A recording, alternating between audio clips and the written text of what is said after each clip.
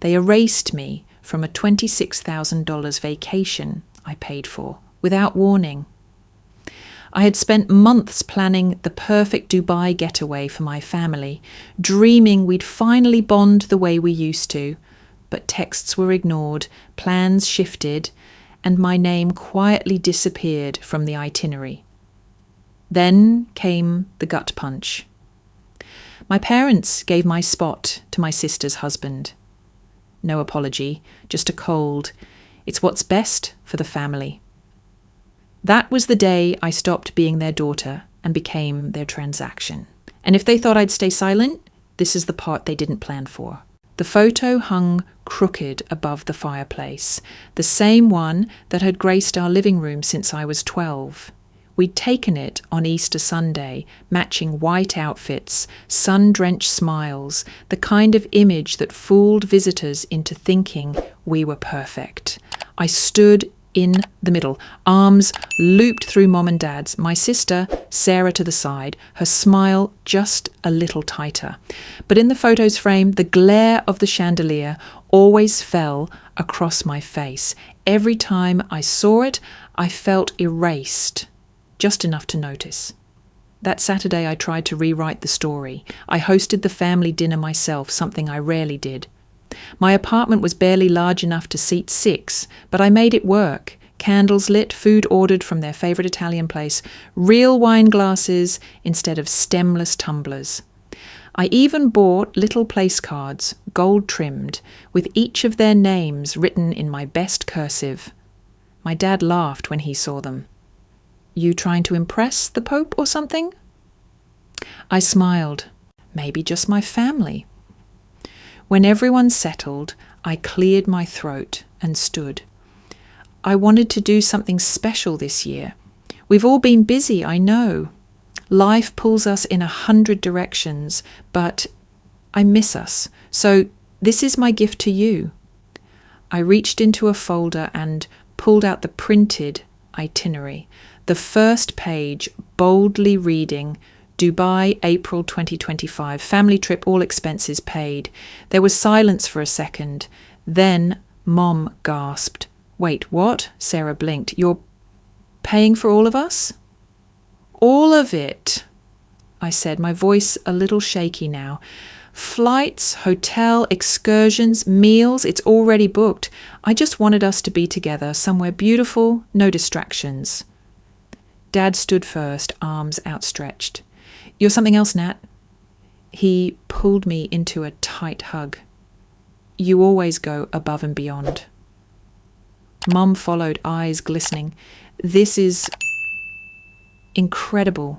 You didn't have to. I wanted to." And for the first time in years, I meant it without resentment. Even Sarah, after a pause, smiled and said, "That's generous, thank you." Dinner felt like old times after that. We joked, we drank, we laughed about things that hadn't felt funny in years. For once, I didn't feel like the outsider fixing everyone's mess. I felt like their daughter. When the night wound down, I walked Mum to the door. "I hope this trip brings us closer," I said quietly.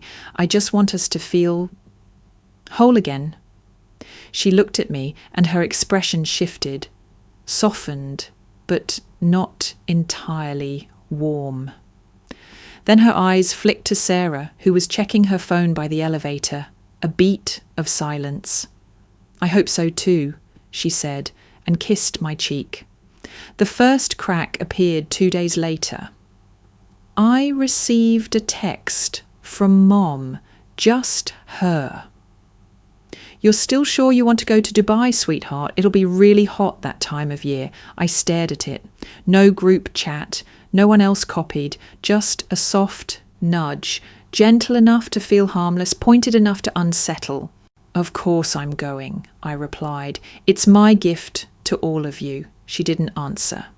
Later that week, I noticed my scented candle, the vanilla sandalwood one I'd given them last Christmas, had been moved into the guest bathroom when I visited. The lavender diffuser from John, Sarah's husband, sat proudly on the kitchen counter. His wine was on the rack, his book on the coffee table. Mine were nowhere. Still, I told myself it didn't matter. I was imagining things, reading into shadows. One evening, as we packed for the trip over dinner, Mum casually said, "I'm glad Sarah and John can finally travel again. It's been so long since they went anywhere together." I paused mid-bite. "They? What about me?" She blinked, caught. "Oh, of course. I mean, all of us. You know what I meant." I nodded slowly, but the chill had already set in. Then I heard her later that night through the kitchen wall as she spoke to someone on the phone. "Yeah, they'll be flying out together. Should be fun for them." Them. I stepped into the doorway. "Who's them?" She turned, startled. "Oh, Sarah and John, they're just more comfortable flying together, that's all." "And I'm flying alone?" Her smile was tight. "You like being independent, don't you?" My stomach dropped. Something had shifted, quietly but unmistakably. I wasn't imagining it. I was being edged out, subtly, politely, but unmistakably. I left early that night, and as I drove home in silence, one question echoed louder than the others. If this was my gift to them, why was I starting to feel like the uninvited guest? The first thing that struck me as odd was the change in flight itinerary. "We're just trying to keep things balanced," Dad said over the phone, his voice overly cheerful. Since John has travel experience and already booked through his contacts, we thought it'd be easier if he handled the flights. "But I already booked the flights," I reminded him, my fingers tightening around the phone. "Through the agent I paid up front, remember, the one I emailed you all about 2 weeks ago." There was a pause. "Well, we didn't want to trouble you anymore, sweetheart. You've done enough." That was the kind of sentence that sounded like praise until you looked closer.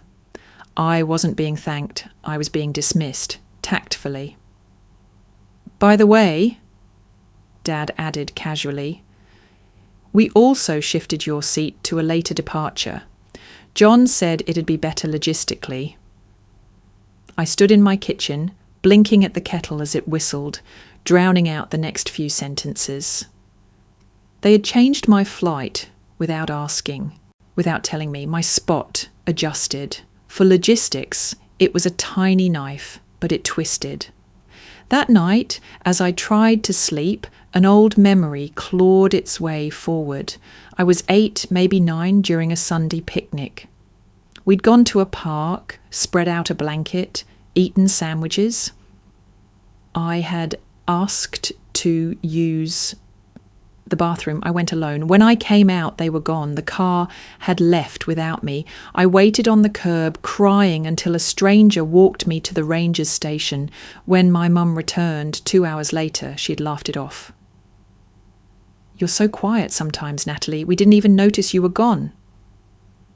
Even then, something in me had folded inward. And now, at 35, the same chill crept in again. Being moved around like luggage, being excluded from a trip I'd built because I didn't fit the flow. The next morning, I checked the hotel confirmation emails. I'd made the bookings using my personal email, but my assistant had forwarded an updated list to my parents per their request. I searched the shared folder. There it was, final confirmation, Burge Royal Suites, April 2025. I opened it, scrolling past the room types. Then I froze. Names listed, Sarah M., John M., Robert W., Elaine W., no Natalie W. I stared for a long minute, then dialed Dad. "Oh," he said, after a beat. "That must be a clerical error. You're absolutely on the list. Somewhere. Maybe the second suite?" But the second suite is assigned to John and Sarah, I said, keeping my voice steady. I'm not listed at all. Maybe. Talk to John, he replied. He's been coordinating that part.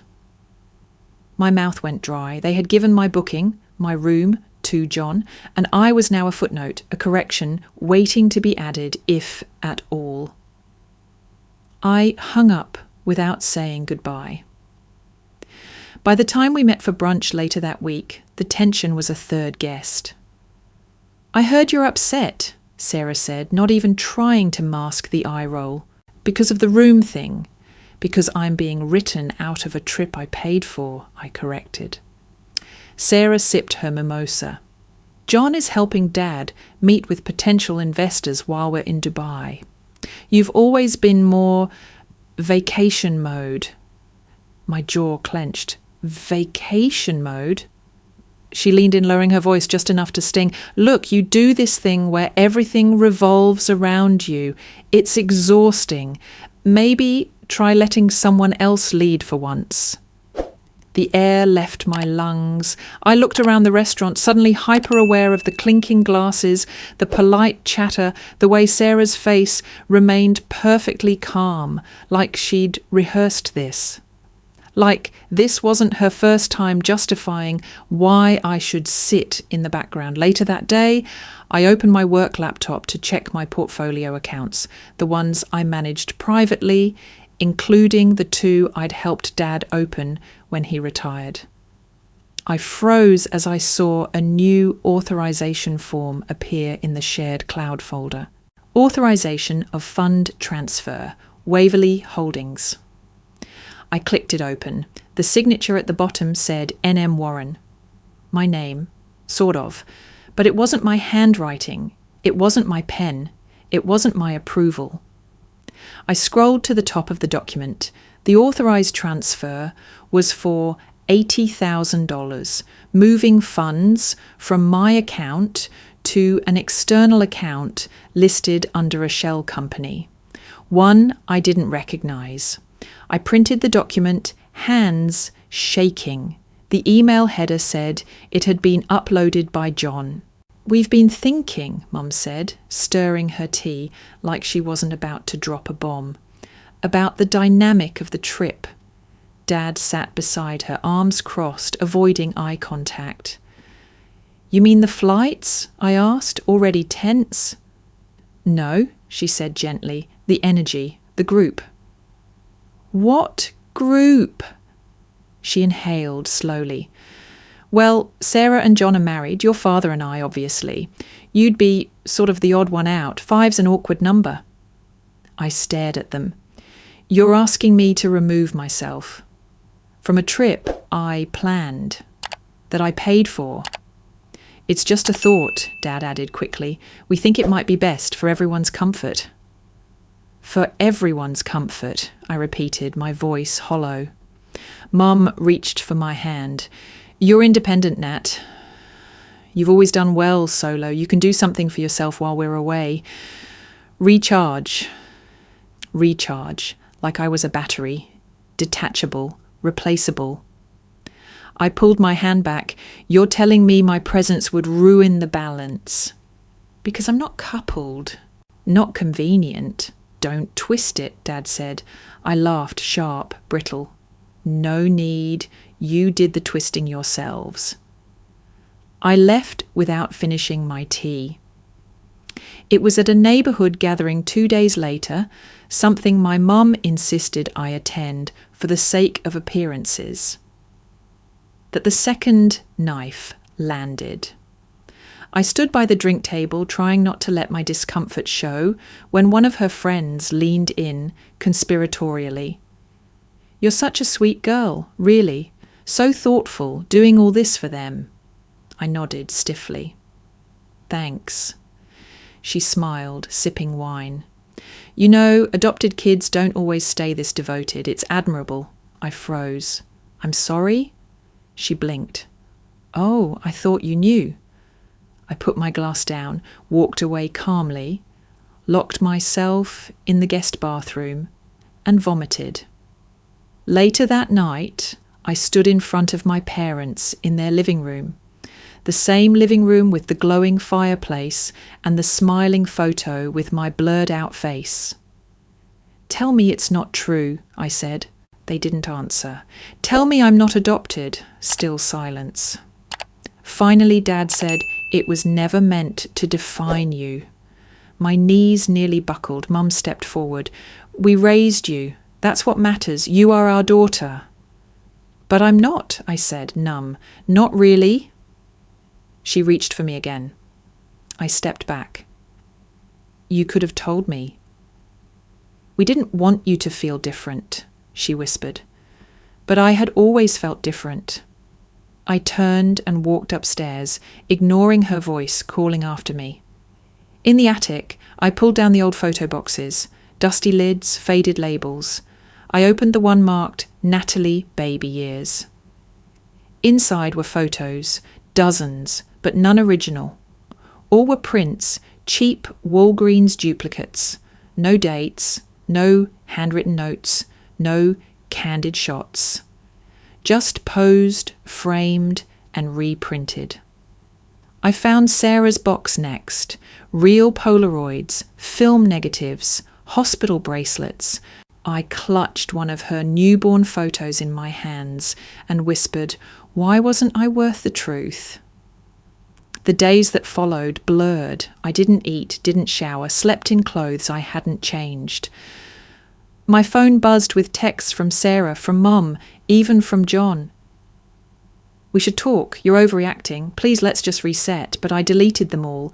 I deleted their contact names too. By the third night, the dreams started, or hallucinations. I couldn't tell. I'd hear my name whispered just as I drifted off. Natalie. Sometimes it was Mom's voice, sometimes Sarah's. Sometimes it was a version of me, 10 years old, crying in the dark. I started avoiding mirrors. My reflection felt foreign, and still part of me whispered, "Maybe you're ungrateful. Maybe they saved you. Maybe you were the problem all along." I opened the folder with my investment portfolios, hovered my cursor over the file labelled Warren Trust, ready to delete everything, ready to vanish from their lives as thoroughly as they'd erased me. Then my phone buzzed, blocked number, just one message. "My name is Claire. We share a mother. I know what John's doing, and I can help you." Claire met me at a small coffee shop 2 towns over, away from anything familiar. She was older than me by about 10 years, with the same dark eyes I saw in the mirror, the same tightly held posture of someone used to being too careful. "I knew she never told you," she said softly as we sat down. "She?" I asked. "Your mother, my mother." She sipped her coffee, calm, like she'd practiced this 100 times. "We share her," she said. "Different fathers. I was born first, but she gave me up, said she wasn't ready. Years later, she had you. I only found out when she popped up in a news article, some charity event she attended with your father. I recognized her instantly."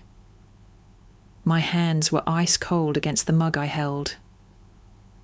"I reached out once," Claire continued. "She ignored me, then blocked me. I think she wanted a second chance with you." A knot tightened in my stomach, and then she lied about that chance. Claire nodded. "Until she couldn't anymore." She slid a folder across the table. "I don't want revenge," she said. "I want truth, and I figured you did too." Inside were photocopies of financial statements, business filings, emails. One name stood out, John Mercer. "He and your father invested in a property firm 5 years ago," Claire explained. "It tanked, quietly. No lawsuits, but a lot of loss. They buried it with shell companies. Until John started trying again, only this time through you. I flipped through the papers, disbelief giving way to understanding. They used my name, I whispered, my reputation, my accounts. Claire nodded. You're not just being excluded. You're being erased and repurposed. They needed someone who wouldn't ask questions. Suddenly, everything made sense. The trip, the shift, the push to step aside. It wasn't just about family dynamics, it was about liability. I spent the next 48 hours in research mode, gaslighting, narcissistic parents, the scapegoat child, the golden child. It was like reading my own autobiography, only written by strangers who had survived the same battlefield. I wasn't overreacting, I was awakening, and then I found it. Buried deep in a shared business folder on my father's old hard drive, which, like most things in their house, had never been password protected properly, was a scanned document, a bank authorization. Account holder Natalie Warren. Purpose, transfer of $120,000 for consulting services. Signature, mine, but not. They hadn't even bothered to imitate it convincingly. I printed it, filed it, then called Claire. Do you still have that lawyer you mentioned? She didn't hesitate. Yes. And he owes me a favour. We met 2 days later in a downtown office with high ceilings and the smell of old leather. The lawyer's name was Gregory. Calm, silver-haired, precise. He looked through the documents without blinking. RICO-level exposure, if this goes public, he said eventually. They've used your identity, your money, and possibly laundered through it. I nodded, silent. Do you want to pursue criminal charges? He asked. I didn't answer right away, because somewhere beneath the fury there was still that small, pitiful ache of wanting to be chosen, to belong. I want to tell my story, I finally said. I want people to know, even if no one ever gets arrested. I want the truth out there. He nodded. Then start with what they can't delete, he said. Your voice. I set up a camera in my apartment. Nothing fancy. Just me, a chair, a neutral wall. I wrote bullet points, then threw them away. I didn't need a script. The first take was raw, too raw. I cried halfway through. The second was calm, too detached. The third was real. I talked about being replaced, about being used. I didn't name names yet, but I named feelings. I named the pain of being the daughter who gave everything, only to be told she was too much, too loud, too alone. I ended the video with a single sentence. This is not revenge, this is reclamation. I scheduled the upload for 9 a.m. the next day. That night, I double-checked everything, backed up files, noted login info. Then, just before midnight, my phone dinged. My email had been accessed from an unfamiliar location. Then another, then another. I rushed to my laptop. Every file was gone. Email, reset, cloud storage, wiped. The video, deleted. I stared at the blinking login screen. A message popped up on my phone. You should have stayed quiet. Sent from my father's number. I didn't cry. When I saw the message, you should have stayed quiet. I didn't panic. I didn't scream. I just sat in the dark and stared at my phone, absorbing the final confirmation that I was no longer their daughter, at least not in the way that mattered. They had erased everything, but they hadn't counted on how well I'd learned to back things up.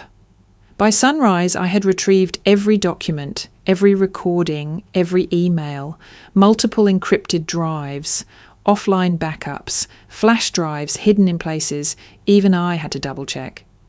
At 10 a.m., I printed 3 physical binders, each marked with colour-coded tabs and a cover page titled Misappropriation and Identity Fraud, a family-based financial scheme.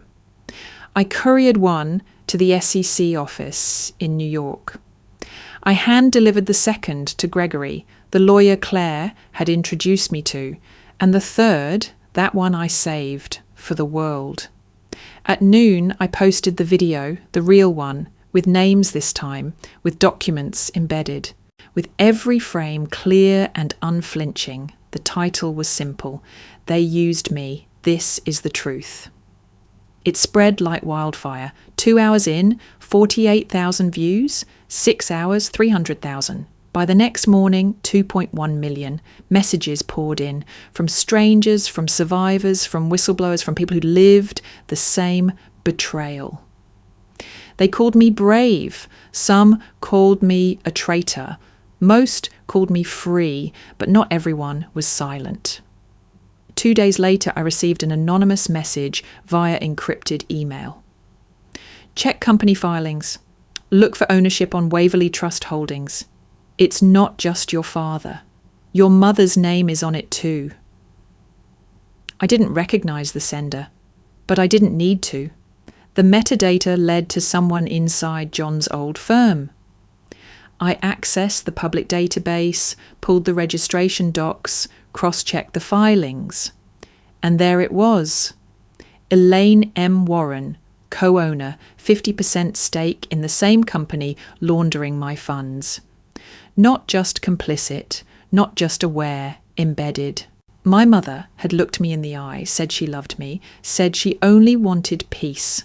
And all the while, her name sat on a $500,000 white fund account sourced directly from my trust. I didn't scream. I smiled. The next wave came fast. News outlets picked up the story within 48 hours. Daughter exposes family investment fraud, the headlines read. Influential couple linked to offshore laundering via daughter's name. Reporters called, investigators followed. The SEC opened a formal inquiry. Sarah texted me a week later. A long message, full of broken sentences and half apologies. I didn't know. I thought you were just being dramatic. I'm sorry. I never wanted it to go this far. I read it 3 times. Then I replied, don't apologize. To me, apologize to yourself for all the years you stood behind them instead of beside me. She never responded. By the second week, the IRS flagged the accounts. By the third, subpoenas arrived. By the fourth, my parents went silent. And then they held a press conference. Yes, a full televised statement. Dad stood at the podium with his lawyer, Mom beside him, eyes red-rimmed but dry. He claimed I was deeply troubled, that I'd been mentally unstable since my teen years, that I had fabricated a narrative of persecution to cover for my own poor financial choices. I watched it from my apartment. Live stream paused halfway through. Then I heard a voice I hadn't expected in years. I'll take it from here. He stepped up beside them, confident, measured, precise. Gregory, my ex-boyfriend, the one I'd pushed away years ago because my family said he wasn't a good fit, because he challenged them, because he saw me. He stood on that stage and laid out every document, every number, every timestamp, not just as my lawyer, but as my witness. I knew Natalie Warren personally and professionally. I watched her manage her family's finances with care and integrity, and I watched this family exploit her trust. This isn't a cry for attention, it's a demand for accountability. The cameras flashed, my parents' faces crumbled. And in that moment, for the first time since this all began, I felt the ground shift back under my feet. They'd tried to silence me, but I had something they could never steal. My truth, finally spoken and finally heard. The first letter came in a floral envelope, handwritten. It was from a woman in Nebraska. She wrote about her father's manipulation, how he used her college fund to invest in her brother's business. how no one believed her when she spoke up. Your story gave me the strength to finally cut contact, she wrote. For the first time in 38 years, I'm breathing freely. The next was a message on Instagram. This is my story too, only I haven't had the courage to tell it yet. Thank you for showing me it's possible. Then came the emails. Dozens. Hundreds, from daughters, sons, friends, partners, strangers who no longer felt alone. Within a month, my video had over 12 million views. Within 2, I was asked to speak at TEDx. I stood on that red circle in a black suit, no script in my hand. I didn't need one. I told the story, not just of what they did to me, but what I almost did to myself because of it. I spoke of erasure, of gaslighting, of losing your place in a family you built your life around. And then I said the words that made the crowd go quiet. They tried to use me as a vessel for their secrets, but I turned my silence into sound, and now they can't unhear it. When I stepped off stage, 3 producers approached me. Book offers, a documentary, a podcast. I said yes to none of them, not yet. Because I wasn't chasing fame, I was building freedom. My parents disappeared from public life. Their assets were frozen. The investigations stretched into months, then years. Sarah moved out of state. John was indicted on unrelated charges. The house I grew up in was sold quietly to cover legal fees. They never contacted me again, but the truth had long legs. It followed them everywhere. I thought that would be the end of it, until a woman messaged me a year later with a short note. I found this in my attic when I moved into a new house. I think it's yours. Attached was a video file, grainy VHS quality. The title read Natalie's First Birthday, 1990. I hesitated before playing it. The screen flickered. A baby girl in a high chair, face smeared with frosting. A pink paper crown slipping off her head. A woman's hand adjusting it gently. A man behind the camera laughing. Then a voice, "Natalie, sweetheart, look at Daddy. Smile, baby girl." I paused it, rewound, played it again. That voice, it wasn't my father, not the man who raised me. And the woman, her voice wasn't my mother's, not the woman I called Mom for 35 years. I stared at the screen, the baby me gurgling with laughter, reaching toward the lens. I didn't know what to feel. Relief? Confusion? Grief? Some truths liberate, others haunt. But either way, they set you free. I moved to the coast 6 months later. A tiny cottage overlooking the water. White walls, wide windows. One dog rescued from a kill shelter. Her name was Lucky. She followed me everywhere. Loyal unconditionally. I lived simply, wrote when I wanted, cooked, walked barefoot in the sand. And I started something new, the Reclaimed Foundation, a non-profit supporting survivors of family-based emotional and financial abuse. Legal resources, therapy scholarships, anonymous forums, all built from stories like mine. Every month I held free talks at the local library. No stages, no microphones, just chairs in a circle and room for people to be heard. At one of those sessions, a little girl, no more than 8, ran up to me before I even finished setting up. She threw her arms around my waist and clung tightly. Her mother hurried behind her, tears already on her face. "I'm sorry," she said breathlessly. "She watched your video on my phone by accident. Then she asked me if it's okay to say no when I feel scared." I knelt beside the girl. She didn't say anything. She just smiled, gap-toothed and brave. And in that moment, I felt more seen than I ever had in my entire life. After they left, I sat by the window with Lucky curled at my feet. Outside, the ocean breathed in rhythm, and I wrote one last line in my journal. If you were me, if your family had lied, erased, and tried to break you, would you forgive them? I didn't answer. Some questions aren't meant to be answered. They're meant to be felt.